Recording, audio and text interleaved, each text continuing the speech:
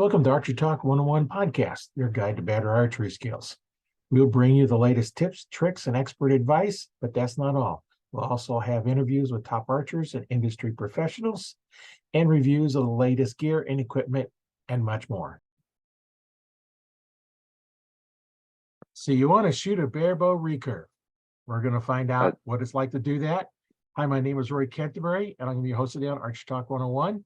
And on the line, we have Robby with us. Welcome to the show. How's it going? Going good. So tell us a little something about yourself. Oh, man. The easiest thing that will cover almost all the bases. I really like to shoot a bow.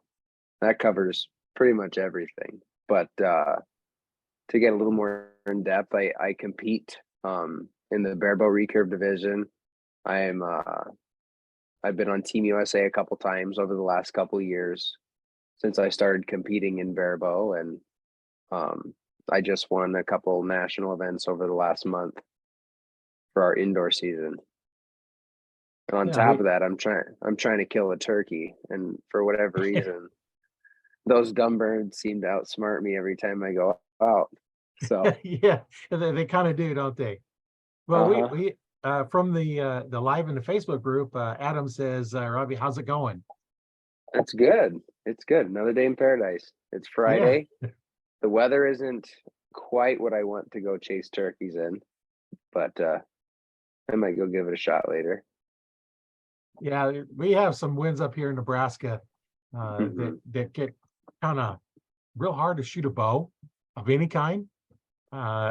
When we have sometimes 30, 40 mile an hour winds, you can't even hold still, let alone trying to execute a shot. So absolutely. Yeah, wind can definitely play a little role in how well you shoot. So tell us, why and how did you get started in archery? Excuse me. So I started off bow hunting when I was a kid. I don't remember exactly the age I was when I got a bow, but I started off with like a Bear Apache. This little tiny kids. I remember it had like a teardrop cable system on it. It was no more than this long, axle to axle. I remember shooting that with my brother in the backyard. Had a little a 3D deer target.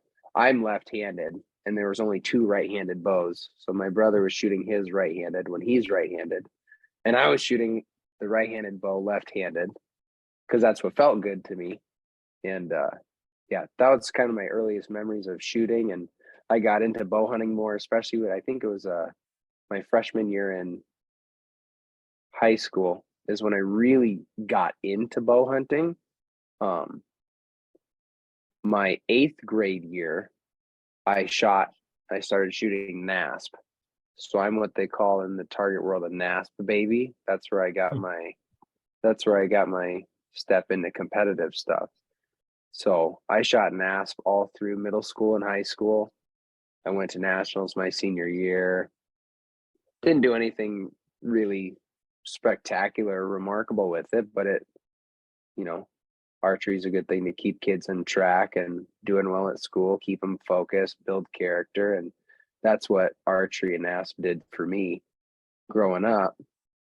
So that's kind of where we got started. I bow hunted all through high school too. Trying to think, when I was 17 years old, I had a coach in Eastern Iowa tell me that I should try shooting Olympic recurve. And I had watched the Olympics. I already had some idols that were on the big boy archery side, not shooting NASP. And I was like, man, that'd be cool. Let's try that out. So I got a bow and I started shooting it. Absolutely loved it. And when I got to college, I started shooting Olympic recurve full time. I went to school in Vermillion at the University of South Dakota. And that's 20 minutes away from Yankton, which has the largest indoor archery range in the world. So I got to train there every day for 4 years. So that was a pretty cool thing. And I trained under a really good coach. She helped me kind of get some fundamentals down, helped me grow up a little bit, as an 18-year-old thinking that they're hot stuff coming in. And I absolutely was not at the time. So it was all good stuff, and that's went through college, won a few national titles, won a few All-American titles, stuff like that. When 2020 rolled around, they shut everything down, and that was my senior year of college, so I didn't get to go to my senior year nationals that was supposed to be at the Olympic Training Center. The whole world shut down, and I kind of put the bow away for a little bit. I was like, there's no tournaments, and to train hard like an Olympian to shoot as many arrows as you can every single day, that wears on you, especially when there's nothing to shoot for. There's no tournaments, nothing like that. And I put it away. And then fall rolled around. I got the hunting bow out. I really got into that. Winter rolled around. There were some indoor tournaments, one in South Dakota. And I was like, let's try this again. Let's try this target shooting. I picked up my Olympic bow and I shot for it. I shot it for about 5 minutes. And I'm like, no, I don't really enjoy that. And then I was like, well, let's take the sights off of it and take the stabilizers off of it. So I did that, and ever since then I've shot barebow. So for those who don't know, and I'll grab the bow, barebow recurve is shot all around the world, shot in world archery events, world championships. It's just your standard recurve bow. You have a plunger, you have a wire flipper rest, you have weights on the bow, and no sight, no stabilizers like what you'd see at the Olympics, no clicker that tells you when to let go. I don't have a finger tab on me, but you'll string walk, so I will move up and down the string depending on how far the target is away. So like if I were to shoot a longer distance, like 50-meter target, I would go closer to right up next against the arrow. Whereas if I shoot field archery, which is my favorite discipline, and you have to shoot anywhere from 5 to 50 meters, I'll be moving up and down the string all the time, depending on the distance of the target. The further down the string you are, the closer the target, because it brings the arrow closer to your eye. And then the farther the target, the higher up you go. So that is kind of just a quick bird's eye view of this discipline. This is a highly competitive discipline worldwide. You can go watch different world championships in the barebow division, and it's pretty intense competition, and I really do enjoy it. Yeah. Yeah, no, I've I don't talked to a few people, from all over the world, and that's a big thing. And there's several groups out there that I'm in that's just strictly with the barebow, and it's amazing how good you can get. You practice with no sights. I know when I started, there was no such thing as sights on a bow. In the 60s, Right. it was fiberglass or wood, and recurve or longbow. That was your only options. And your options in arrows was wood or wood. So, and you flesh with feathers, and you learn how to do that. And, I'd heard about the string walking here, I don't know, a few months back, and it's like, I couldn't figure out what are you talking about? So I was actually, I watched Jake Comiskey's YouTube channel.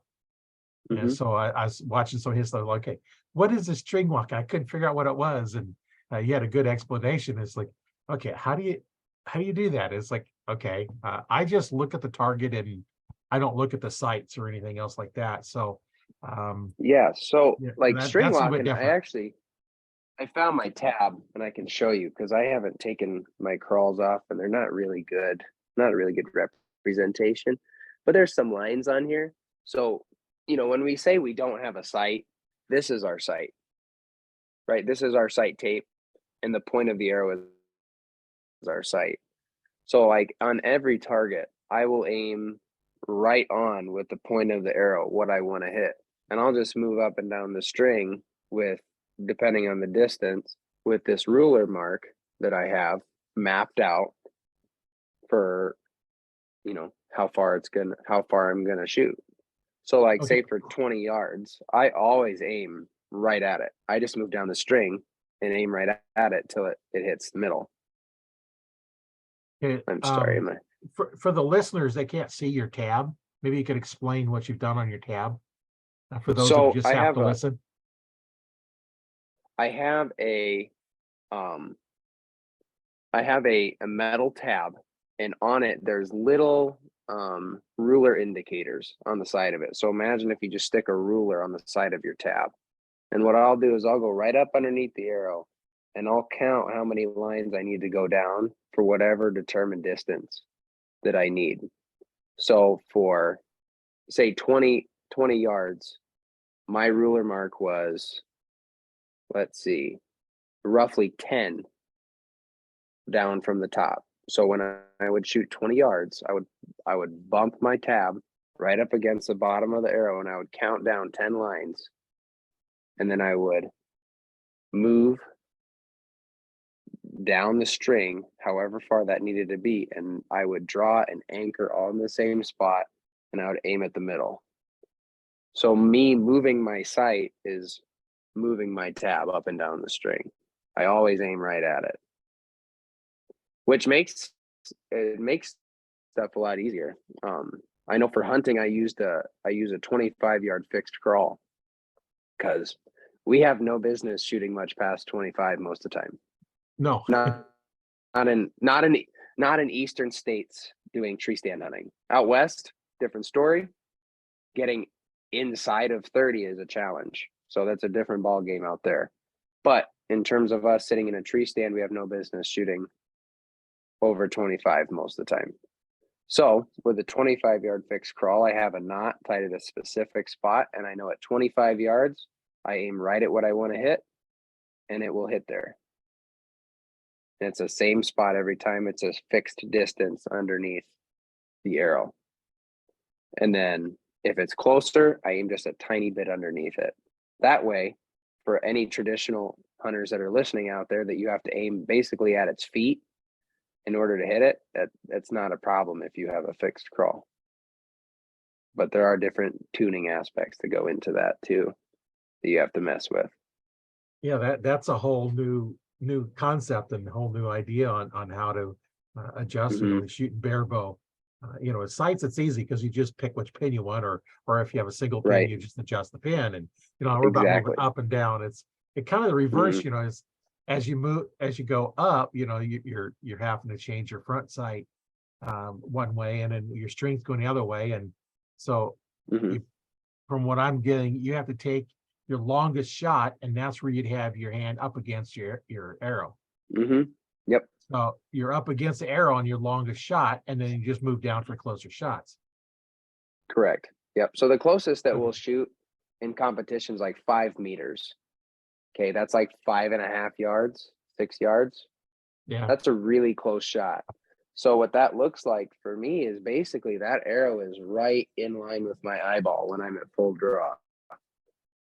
Whereas at 50 meters, which is 55 yards, my fingers are almost right underneath the arrow. So that means that the arrow is coming out right by my mouth, has a little higher angle to be launched out that far.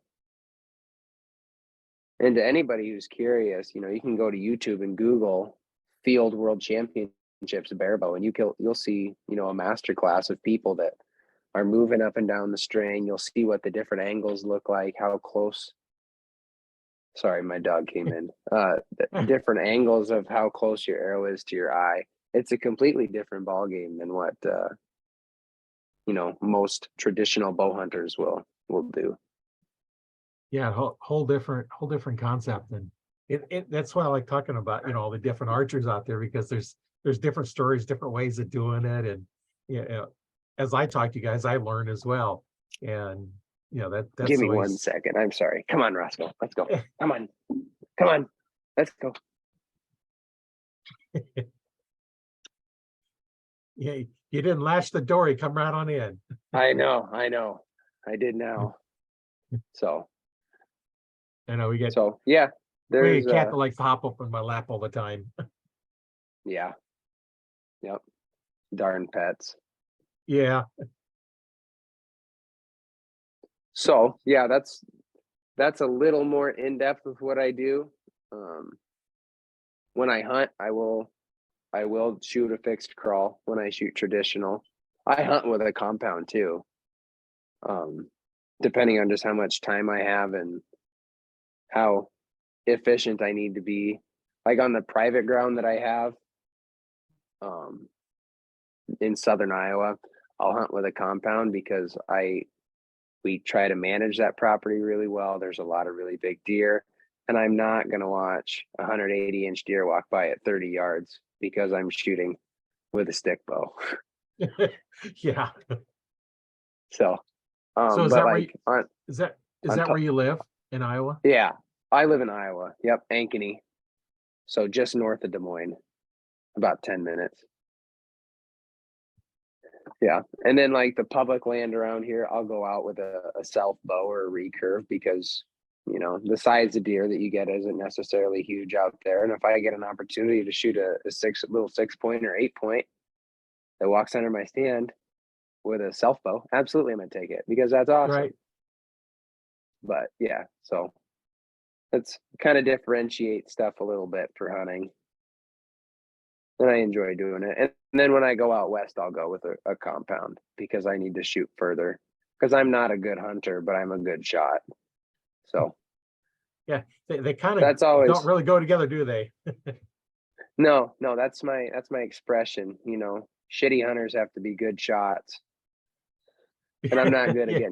I'm not really good at getting close, but I am good at shooting. So Yeah, it's kind of nice, you know, you have the option, you know, to pick up the compound or shoot the recurve, you know, whatever you're doing. And it's just nice to be able to get out there and do whatever you can with it. So I know your I seen your recurve was a Hoyt, and of course you're wearing a Hoyt hat. Is your compound Hoyt as well then? yeah, I have a Hoyt RX7 Ultra.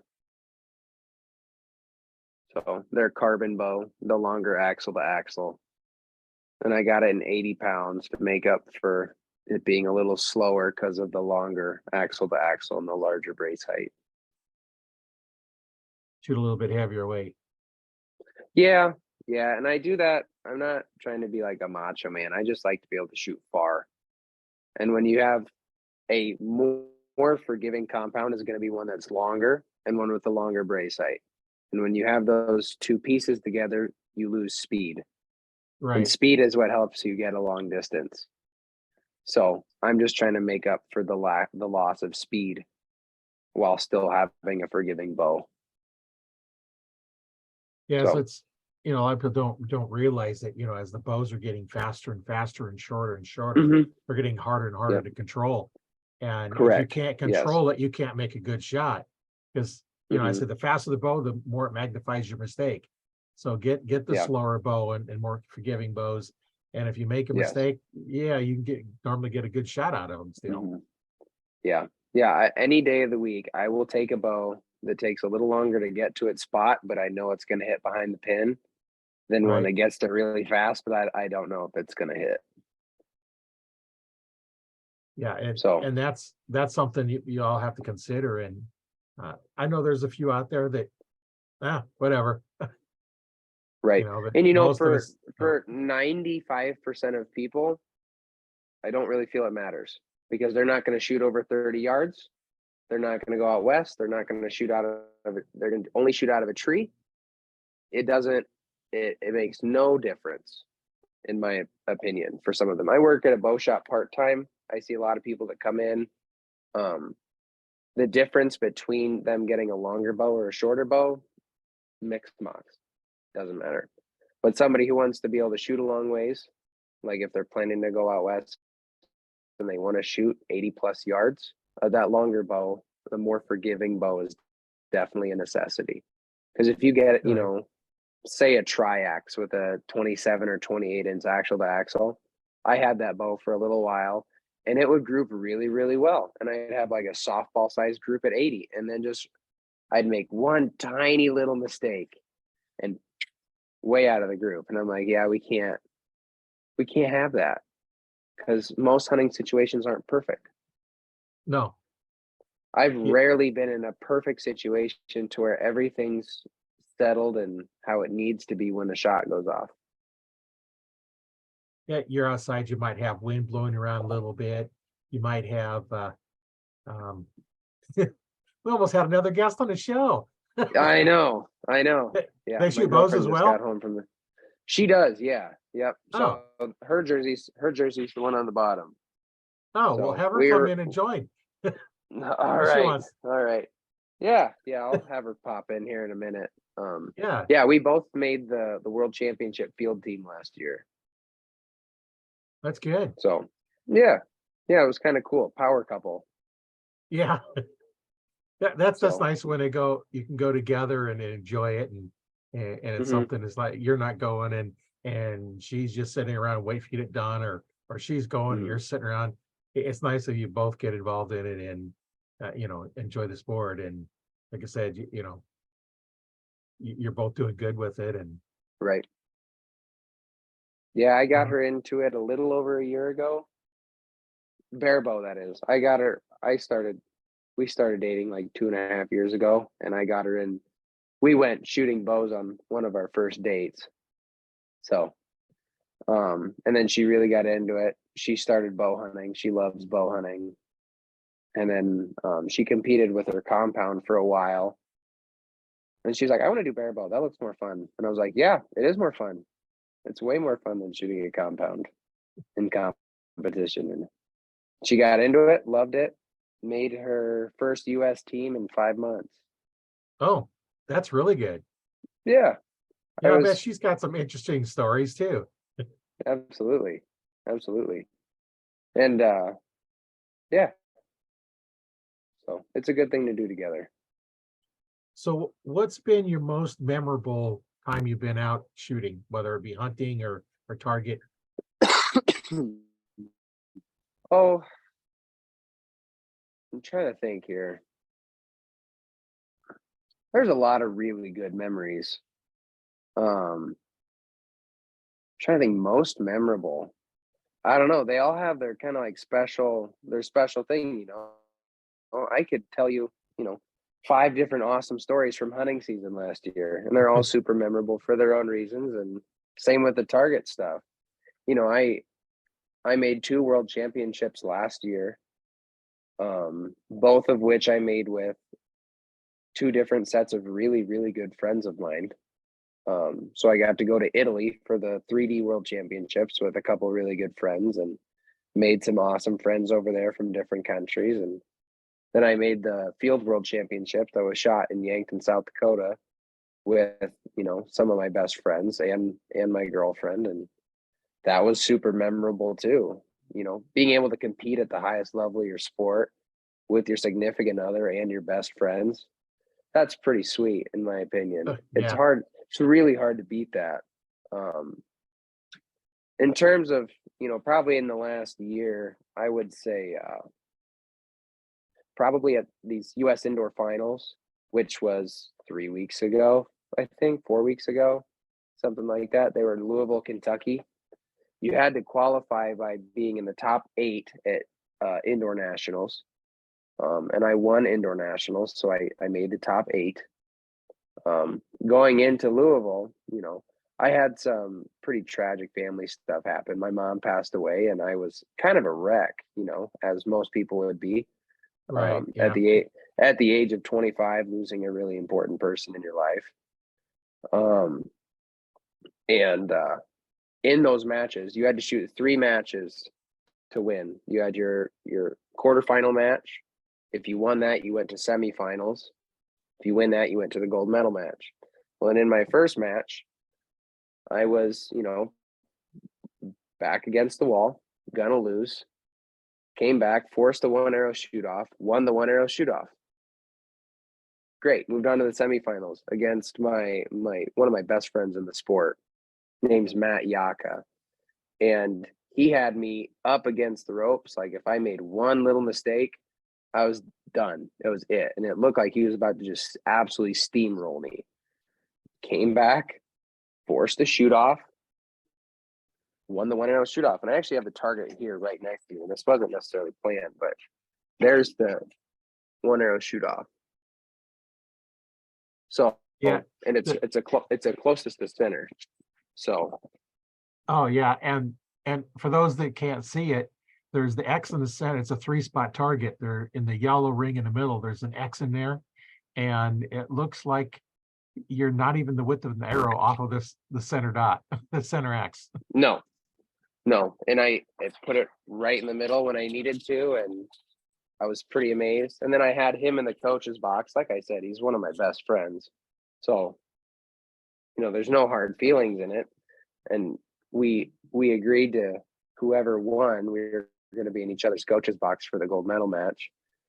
And then I go up to the gold medal match, and this is live broadcasted on YouTube. So if somebody wanted to Google it, it'd be the U.S. Indoor Finals 2023 bare bow gold medal match.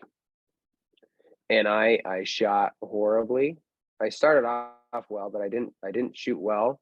Again, for the third time, I had my back up against the wall.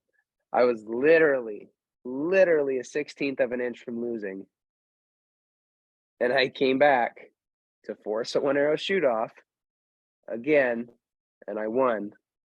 I put that, that arrow that I just showed you, I put one almost exactly like that in the shoot off to win gold, which, statistically, there's no way that should have happened. Right. Yeah. Statistically, like, I should have been beat. You take the top 8 shooters in the country and you put them all together, and I wasn't shooting well, and I was down. I should have been done. I should not have made it where I did. I should not have won, but I really believe that she was looking after me that day and helped me get to that spot and put me in that position to where I could do that. So I would say probably that would take the cake for the most memorable thing that happened, just because there's such high emotions that go into all of this, even just outside of shooting, and just to be able to keep everything together for that little bit, even when things aren't going the way you hope, that's pretty special to me. Yeah, that is nice when you can do that. Okay. I'm trying to bring up that video of you shooting, and of course it went into ads. Darn. Yeah, that's probably YouTube, that Absolutely. wait for it to load. I thought those listening can't really see it, but we have the people in the group can see it and also post it out the YouTube channel, so you can watch the video that way. But the best way to see the video is be a member of the Archery Talk 101 Facebook group, because you get to see it live. YouTube right. has to wait, because you only get two of them a week.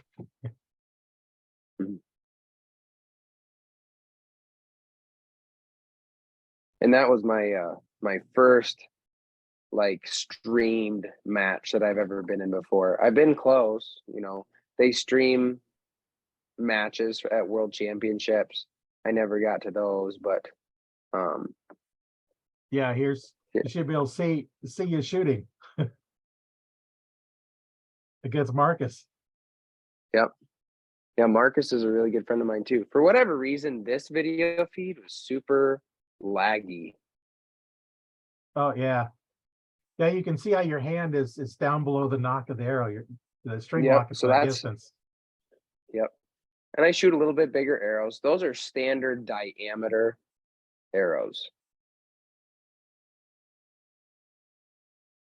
That's a little bit low. If I stand, yeah. Like I said, I did not shoot well in this match. Marcus didn't either, frankly. None of us were really on top of our game, and I made some form changes out of this. Just watching this match, I know that there were holes in my form, and yeah, my mental game carried me pretty much the entirety of indoor season, because I feel like my form's kind of gross in this video. It's very hitchy, not smooth. There's a couple really big holes in there needed fixed. So Yeah, I just thought I'd share it for those that get to watch the video, you know, you shooting in the nationals. yeah, Nice about recording this on a Zoom, I have that ability. yeah, that's awesome. So as far as memorable, what has been your most challenging either hunt or target event? Well,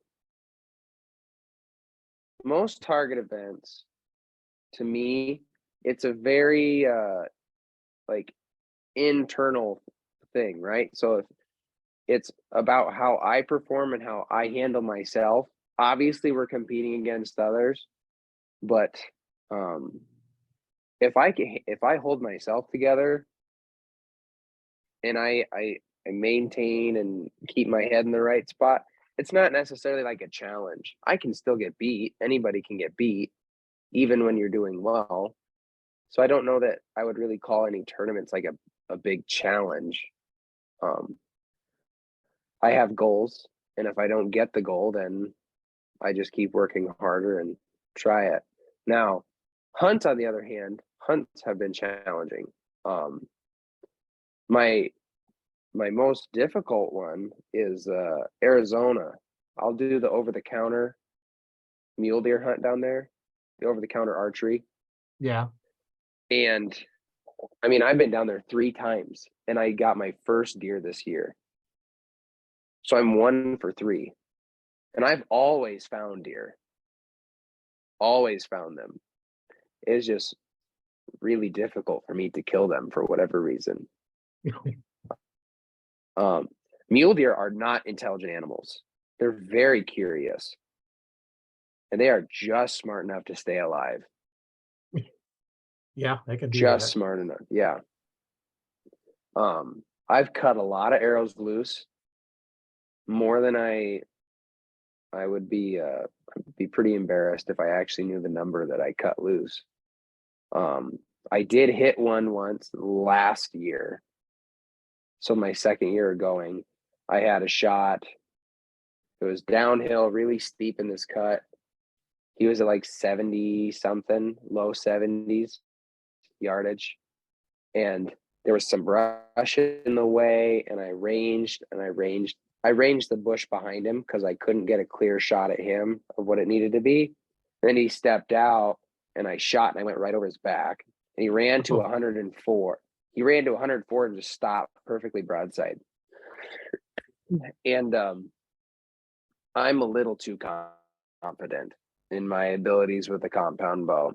I practice out to like 120 pretty regularly. And I can, at 120, probably 70% stay on a paper plate. 60-70% will stay on a paper plate. So it's not like it's bad shooting. And at 100, it's almost all of them on a paper plate. So I was fairly confident. I turned the dial on my sight. I got to full draw. And then at the point where I needed to execute, I got antsy and I just whacked the trigger. And I'm like, you idiot. Because I know what happens when I punch the trigger, I hit low. And I just like skimmed right underneath them. And yeah. Not anything big, but something I'm happy with. Anything. An over the counter Western hunt is basically a donation to the state game department. Yeah, it is. Joshua commented on the live, says, proud of you, buddy. You definitely deserve the wins lately. Yeah, thank you.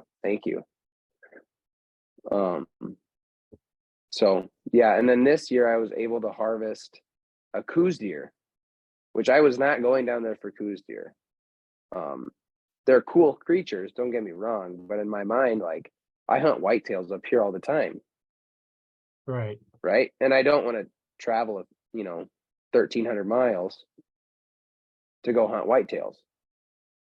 I wanted to go hunt mule deer. And we'd been hunting for 5 days, something like that. I had missed this same little forky buck twice. Once at 100 and once at 83, I think, something like that. Now at 83, I have no idea why I missed. I have no idea how he was able to jump the string like he did. He was perfectly calm. He was facing the other way, eating off of a bush, had no idea I was there. Shot broke perfectly. And I'm like, oh, that deer's dead. As soon as the shot broke, I was like, yep, that's it. And then he jumped a whole body length in front and started running as soon as the string hit the string stop. And I was just like absolutely dumbfounded. I was like, this is just my luck. And then I walk up to the pack in the spotter where my buddy was at, and I was super pissy. I was like, this is stupid. I'm not going to kill a deer for the third year in a row. I don't know why I'm doing this. This is like a cheese grater sport. Every time I do this, I grind off a little bit more of me, and it's irritating. And then I get back up to the packs and I look across this big wash, and I see, there's a few coos deer that are walking around on top of one of these big cuts, and I'm like, let's see what those are. And I put the scope on them and I'm looking at them, and there's one that's pushing the rest of them around and it's really limpy. And I'm like, well, a doe has no reason to push around another doe. Right. And I'm like, it's their rut. It's late December. So it's getting to be like their pre-rut time into the rut. And I'm like, I think that little guy's got horns. And he's a super goofy one. I'm sure you could dig up my Facebook or something and find the picture of him. He was the gnarliest little rack I've ever seen. I thought he was a spike, like this kind of a spike. And I was still going after him, and he just had a goofy mess on his horns. But I went after him. He was bumping these two does down this big cut. So I got to the very edge of this big cut. The does walked around within 10 feet of me. And, coos deer, one of the spookier animals on the continent, for getting really close to them and antelope are really, really hard to get close to. And I just stood there right up against the bush. I held the bow right up in front of my face, just stayed really still. And the mom was just staring at me, stomping at me. And she eventually walked off, and the little baby came walking right by me too. And I was like, well, that was really neat. And then I see him work his way down in this bottom cut. It was dark in the bottom because it was morning and the sun hadn't hit the right spot. I get to full draw. I'm about to shoot, and then I lose him because of how dark it is in the bottom, and the sun's right in my face. So I let down. He comes more up around to where I'm at. I get to full draw. He keeps moving. I let down. And then eventually I get there, and he's at 24 yards, and I just let it rip. Double long, 50 yards, toppled over. And I was like, awesome. Okay. Finally is able to fill a Western tag. Yeah. He's not big by any stretch, but he is absolutely a trophy in my book. Like I said, any Western over-the-counter tag is basically a donation to the state conservation department. That's not one that people fill very often. Oh yeah, I think I have the picture here. Let me move it over here. And I was talking to somebody there. He does kind of a scouting service, and you pay a certain amount, and he kind of gives a scouting report. Yeah, isn't he goofy? Yeah, it's kind of a weird little rack for those that can't see it. That they're both not very long. One's flat, and the other one looks like it's split clear at the base. Yeah, holding up two fingers in a V sign. Mm-hmm. Yeah, and there's a video in there too, in that post. There should be, anyway. I'll have to see. I could be while I hunt for it. I could be wrong, but I'm trying to remember what I was going to say. I lost my train of thought. I apologize. Yeah, I do that a lot anyway. Oh So yeah, the scouting service, the guy that I was talking to, I'd shoot him messages back and right. forth, whatever, and he'd tell me some units and some different areas to try out. And he told me, he's like, out of the hundreds of people that use this service, you are the first person to fill a coos tag with a bow. Oh, wow. And I'm like, okay, that's, I'm a little bit more impressed with myself. He was pretty injured. He was gimping around pretty bad. So I'm glad I was able to take him out of the gene pool. The desert is Yeah. not kind to animals. No. Not at all. I did that dude a service for sure. You know, I when I was skinning him out, yeah, there we go. I found the There video. We'll shows let the it play while we're there talking. shows there shows the full view of it. He's got technically 7 points on him. He's got a Yeah, he couple does. coming out of that base, and Yeah, it's that's kind of weird. gnarly. When I was skinning him out, he had like 8 major sized bot flies in the back of his throat. Oh His man. right his right front leg was inusable. He was using like his wrist, what we would equate as a wrist, to walk. I mean, I don't know how much people think about it, but the thorns that are all throughout the animal and its hide and stuff, you know, they live with thorns in them constantly. Yeah. If we have one little sliver in our hands, we like have to dig it out or we can't function. Yeah. And these animals have cactus spines all throughout their body. It's just amazing what they deal with and what they tolerate and how brutal nature can be. Yeah. That's you know, when you know, we go out hunting, you know, we want to make a clean kill. We don't want them to suffer. And when you see Mm-hmm. an animal suffering like that, and you know, you can put it out of its misery and still get some good Mm-hmm. meat, and you know, why not? Because it's just going to be, you know, a lot of them they're going to die from, you know, wintertime. They can't survive very well. So Right. um you know, it's kind of, you know, helping them out and helping the herd out and providing food Mm-hmm. for us. And Yeah. And it tastes good. Coos deer tastes good for sure. And it was a great campsite meal while my girlfriend was still chasing a deer, and it was a good time. yeah, it They're sounds like it was not a good big. time. They're not big. Like they're the size of like a yellow lab. Oh geez, they are small, aren't they? Mm-hmm. Mm-hmm. Like a No, big almost. coos deer. A big coos deer is 120 inches. Like an almost 80 inch, almost 90-inch coos is like the equivalent to our 140-inch whitetail here. more like our fawns that we have here in Nebraska and Iowa. Yes. No, I've shot yearlings that weigh the same. Yeah. I've legitimately shot a yearling that is the size as this buck, body wise. So it's interesting to see the difference. It's just how animals adapt and species change You know, to adapt to their. you got your deer population all over the country, and they're different, you know, and Mm-hmm. some states you can shoot you know, 5 6 a day. You know, up here in Mm-hmm. Nebraska, I think I was probably the same way. We don't get that many of them.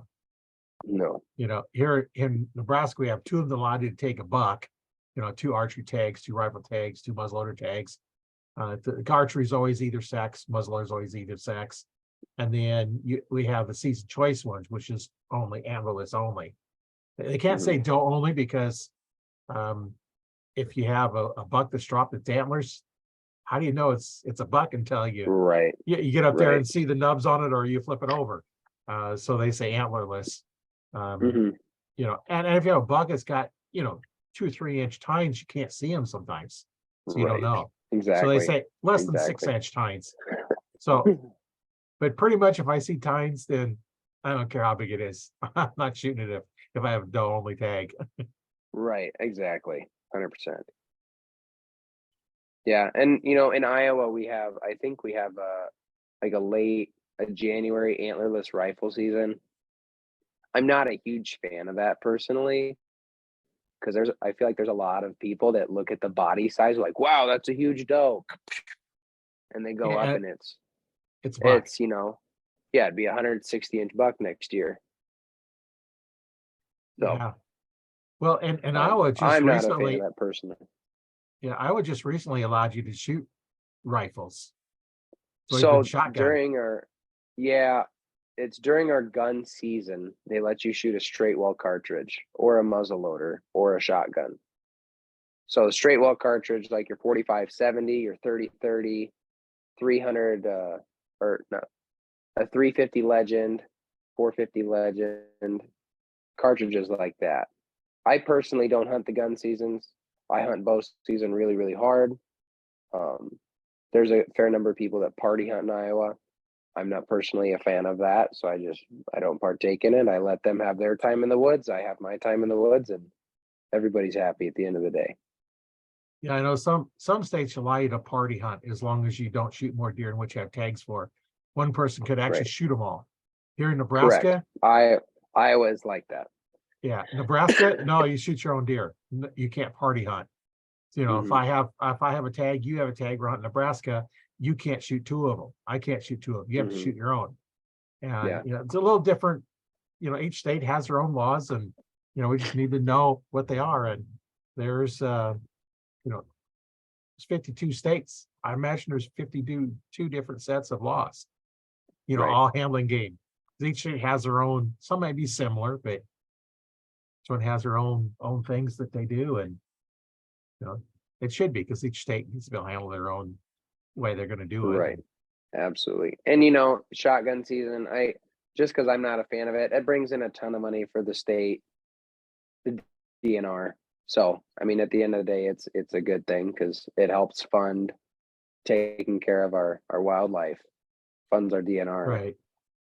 Well, and when you need to control the population, archers, we aren't, let's face it, we're not going to take enough out to really make No. much of a dent in the population. So, Correct. Yeah. like Iowa needs their shotgun season, Nebraska needs their rifle season. I just wish they'd move the rifle off of the rut here in Nebraska. Yeah. Second week in November. That makes it hard. I remember one year when I had my store, they moved it to the week after. And being a deer check station, I seen lots of big bucks coming in that week would have normally been rifle. The archers are checking them in. Well, then, of course, the rifle hunters didn't like that too well, and they moved it back. They just did it 1 year. I don't know what the reason for moving it was, but probably because the archers, we'd like to be able to hunt the rut, because it's a little more challenging. I don't know. I never asked them to find out why they changed it that 1 year and then changed it back, or who knows.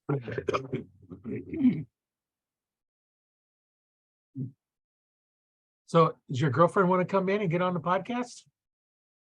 I haven't asked her yet. I haven't asked her. I certainly can. I know we're live, so I don't want to keep anybody held up who's watching, but well, if she wants to come on a different podcast, we can do that, because we've been about an hour now, I think. So we can have her on another time. Sure. And, sounds good to me. And talk to her. I know it'd be quite interesting to hear her story, how she got started and what she's doing. And I always like to get different stories from everybody. It's nice when you talk to someone in a different country and they have the same basic stories that everybody else does around the whole world. They're all got the same basic stories. And it's nice to be able to talk to different people. I've talked to people in Africa, Serbia. I can't remember all the different countries. There's a couple other countries I don't remember, but that's the nice thing about the Arch Talk 101 Facebook group, is we have people in there from all over the world. There's members from countries that you have to Google map them to figure out where it's at. It's not like Spain or Italy. It's it's this small country or city or whatever they call it, and you're like, oh, okay, that's in Italy somewhere, or that's in Spain somewhere, or over in China, or just all over the world, and everybody's got the same thing. Pretty much, if you got a bow in your hand and you're an archer, you're automatically a friend. That's right, for sure. And all willing to help each other out, and just whatever it takes. And it's always a real interesting, I hear different stories of different people in different areas and the struggles they went through. And that's always a lot of fun. Well, Absolutely. yeah, be glad to have your girlfriend on another time. That way if she wants to come on, we can do it. Sure. I'm always looking Absolutely. for, on the podcast, if you, to qualify to be on the podcast, do you want to know something about archery? Anywhere from, I don't have a bow, but I want to learn, what do I need to do? We're going to talk to you. Or like you, Olympic archers or professional archers and everything in between. It's just anything I can do to promote the sport of archery, we're doing. Yeah. Sometimes we'll Absolutely. have on vendors that actually manufacture stuff. We've had broadhead vendors on, where they manufacture them and, all kinds of, if you have a business, hey, let's get on here. Let's promote it to wherever we have. And I know you have a lot of stuff going on. What is it that you have going on that you would like to let our listeners know about? Oh, well, I shoot some of the best stuff that's out in the archery community. I shoot Hoyt bows. They're some of the best. They make the best target stuff. They make some of the best hunting bows out there. Gas bowstrings. That's one thing that every archer has in common is we all need a bowstring. So if Right. you need one, if you need one before season, I would recommend going to Gas. They make I mean, these are the best bowstrings that I ever shot. I just switched to them this year, and I jumped to being one of the highest ranked shooters for indoor in the country this year. So I'm a huge fan of them. You can check them out. They make them for recurves. They make them for compounds. Whatever you need. Victory arrows. That's another thing every archer needs is arrows. I really like their stuff. It shoots really well. They're the carbon arrow experts. They've got a range of stuff from hunting to target. Doesn't matter if youth, women, or any adult man. They've got a good solution. I shoot with Jaeger grips, interchangeable grips for eye left recurves and some compound bows. Ramrods makes all these weights. I know this doesn't look like much, but this is 20 ounces of weight right here on the front of my bow. And there's a dampening tungsten in it, which is a really cool thing that, any bow hunter that has weights on their bow can do is get some of this tungsten dampening weight and help make that bow quieter. Because we all know silence is deadly in the woods. Right. So you don't necessarily need rubber dampeners for that. And then AAE Archery, they make my plunger and my rest. They make a ton of compound stuff. They make rests. They make stabilizers. They make vanes. I shoot their vanes for my hunting stuff. The AAE hybrids, I absolutely love those. Yeah. I mean, those are the great people that support me. Yeah. That's we got to support the ones that are willing to support the archers. We got to support absolutely. them. So do you shoot feathers for your recurve then? So indoors I will. Indoors I will because it's a bigger arrow. It's harder for the arrow to get around the riser as much. So the feathers kind of reduces some clearance issues when the arrow's getting off the bow. When I shoot outdoors, I'll shoot little like plastic metallic vanes called spider vanes. They call them spin wings. It's kind of a general term. It's a curly Okay. Q kind of vane. I have a couple here. They're pretty beat up, but it helps the arrow rotate and spin. Just like when you throw a football, you want a good spiral on it. It's the same thing with an arrow. It's like putting helical on with plastic vanes. But these are super small, super lightweight little vanes. And I just tape them on. I don't glue them on. Yeah, that's. And I'll shoot that. I'll shoot that for all my outdoor stuff. Oh, this is. Interesting. I want to, look them up. It's actually on Amazon, but Mhm. let me share real quick, share that screen. And is that what you're looking at there? Yeah. Yep. They're just little spin wings.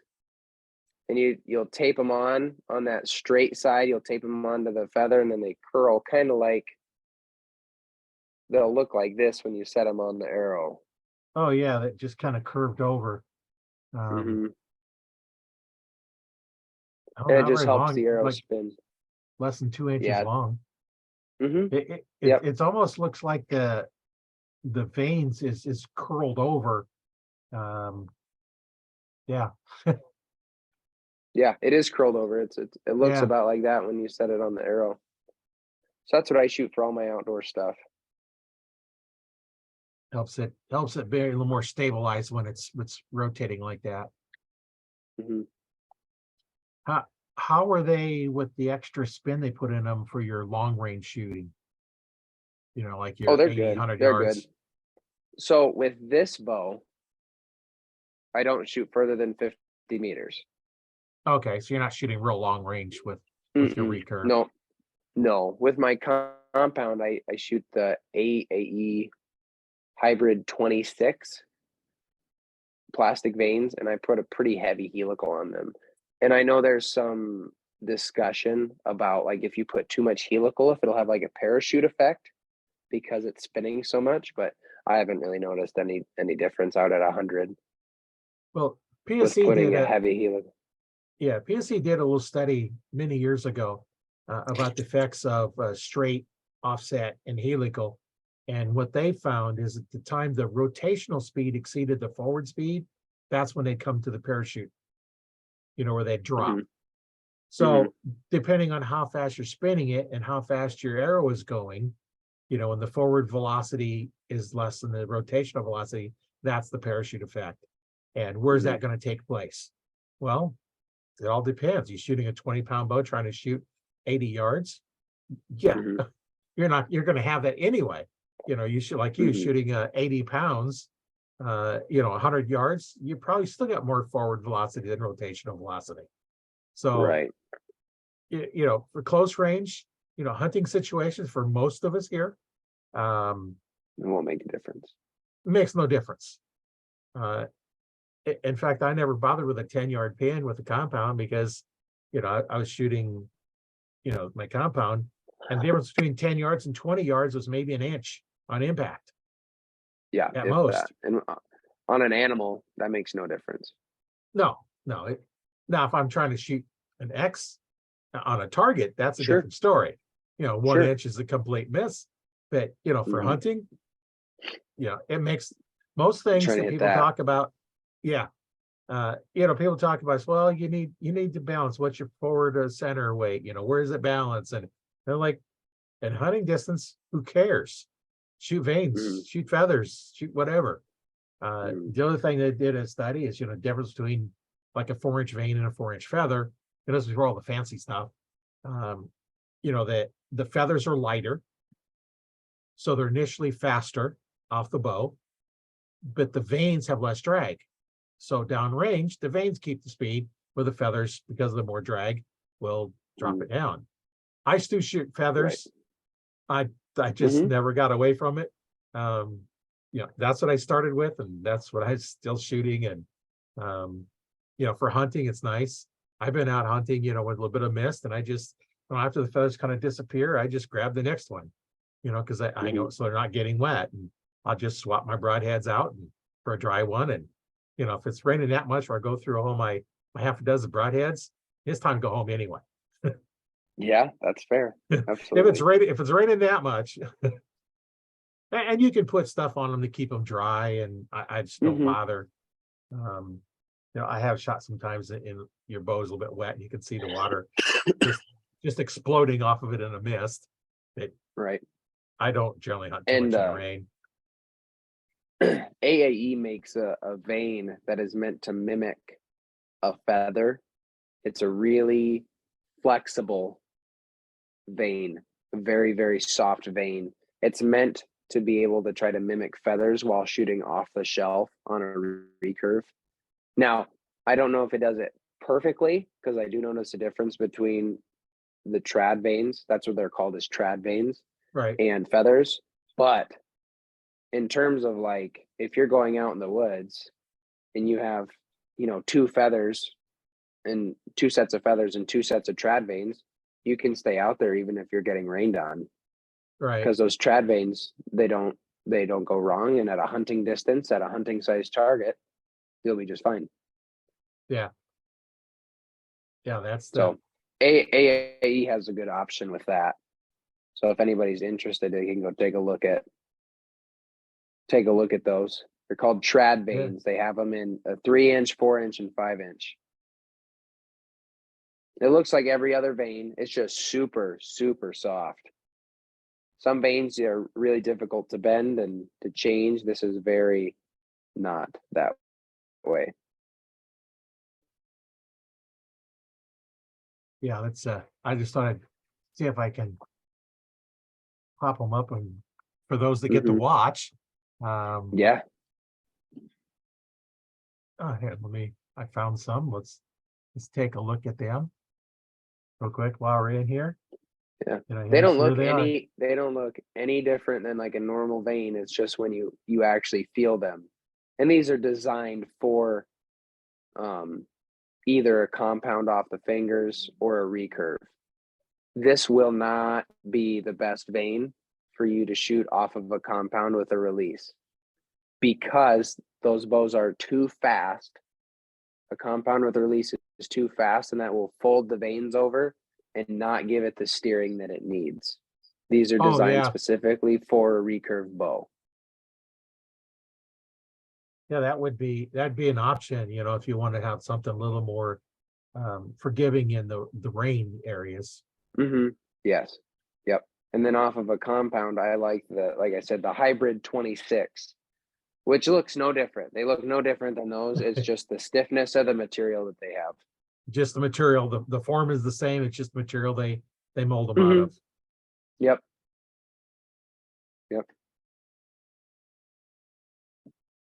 Well, you have any parting thoughts before we get out of here for the day?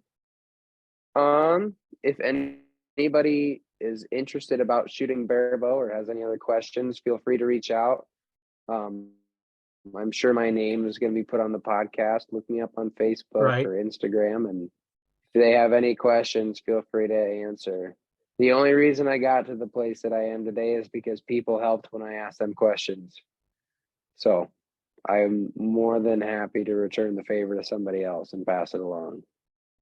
Well, and I'll leave a link to your Facebook page in the description so they can find you. And perfect. Anybody in the group, they could just message you and go from there. Yeah, absolutely. I don't know everything, but I'm happy to help where I can. Yeah, I like to say I have an answer for everything.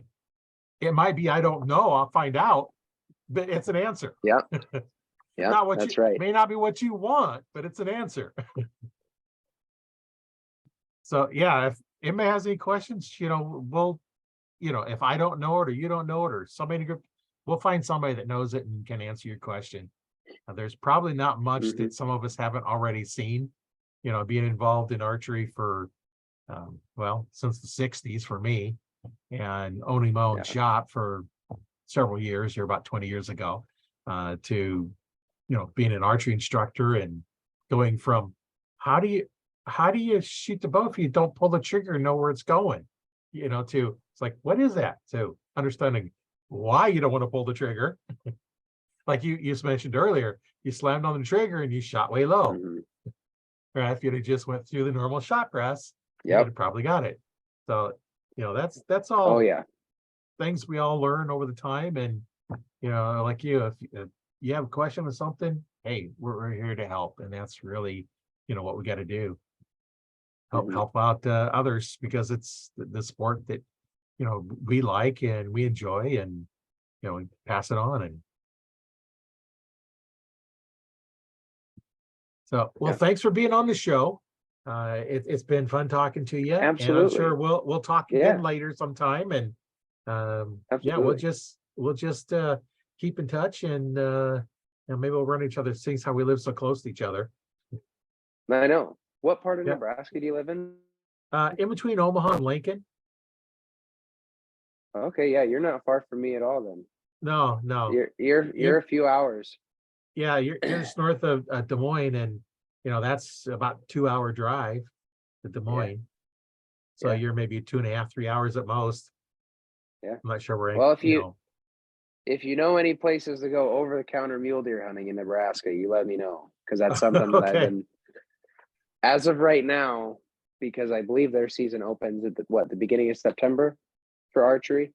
Yeah, September through December 31st is archery season. Yeah, that's the only place that I know of over the counter you could shoot a velvet mule deer. And that is at like the top of my list, is a velvet mule deer. Oh yeah. Yeah, I you'd have to go suppose out you could September shoot one. 1st. Yeah, I know. I suppose you could shoot one in Arizona because their season opens up August 31st. But I don't know if they hold velvet at that period of time down there. But I also know that August and early September in Arizona is going to be very, very hot, and they're going to have snakes and they're going to have scorpions. And this Iowa white boy does not like snakes or scorpions. This flatlander, this Yeah. flatlander can't deal with that heat and those critters. Yeah, well, even in September here in Nebraska and Iowa, we still have some pretty hot Oh, I days. know. Oh yeah, for sure. There's difference between cornfield hot and desert hot. Right. Yeah, And I that's don't have different. to worry about snakes here. Yeah, well, you get I out don't in have to worry western about Nebraska, snakes or scorpions. you got rattlers out in western Rattlesnakes. Nebraska. Yeah. Yeah. Yeah. But, That's where the you know, mule deer are. So I suppose I'm gonna have to deal with that regardless. yeah, well, just get some snake boots and wear those, they come up pretty high, and so they can't get through your boots. Yeah, just Okay. put on some snake boots. Good deal. Because you Good never deal. know, you could walk right up on them. Wouldn't even know it. Yeah. Yeah. That's what I've been told. And that's terrifying to me. Yeah. But fortunately on this side of the state, we don't really have much for rattlers, but we do get them Yeah. once in a while. Hmm. I'm sure. Well, thanks for being on again, and we'll definitely Absolutely. do this again sometime. And For my name is sure. I Roy. look forward to it. Yeah, my name is Roy Canterbury. I've been host today on Arch Talk 101.